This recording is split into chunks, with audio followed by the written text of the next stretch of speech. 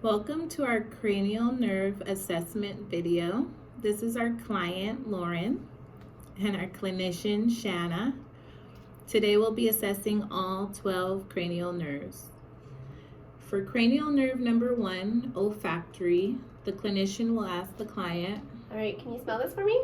What does it smell like? It smells like cherry. The clinician will ask this to assess sensation of olfaction or smell. For cranial nerve 2, optic nerve, the clinician will ask the client. Can you tell me something you see in this room? That's a watch. The clinician will ask this question to ensure sensation of vision within the client is functioning properly. For cranial nerve 3, ocular motor, the clinician will ask the client. All right, now look at this for me and focus on it. Very good. The clinician will be assessing motor functioning of skeletal muscles associated with the eye.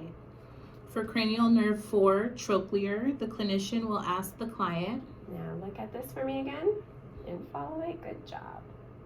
In this cranial nerve, assessment of motor functioning of skeletal muscles superior oblique will be assessed here. These are the muscles that control anterior extraocular eye movements. For cranial nerve 5, trigeminal, the clinician will ask a series of questions. All right, now I want you to resist against my hand. Very good. And close your eyes for me and tell me where I'm touching. Forehead. Cheek. Chin. Good.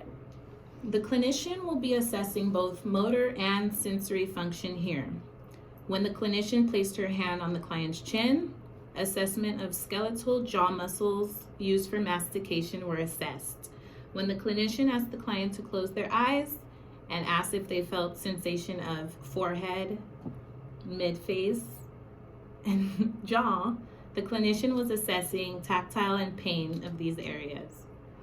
For cranial nerve 6, abducens, the clinician will ask the client. All right, now once more, look at this for me. Good job. For this cranial nerve, assessment of motor functioning of skeletal muscles, lateral rectus muscle was assessed here. For cranial nerve number 7, facial nerve, the clinician will ask the client a series of questions. All right, now can you pucker your lips and make a happy face and a sad face? Can you puff your cheeks out and pop them? And are you able to cry and make tears? Yes.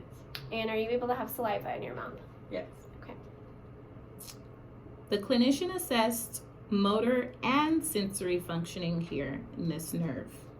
First, the clinician assessed motor nerves of, the clinician assessed motor functioning of skeletal muscles of facial expression and sensory sensations of taste. The clinician also assessed visceral motor by asking the client if they're able to cry and produce saliva.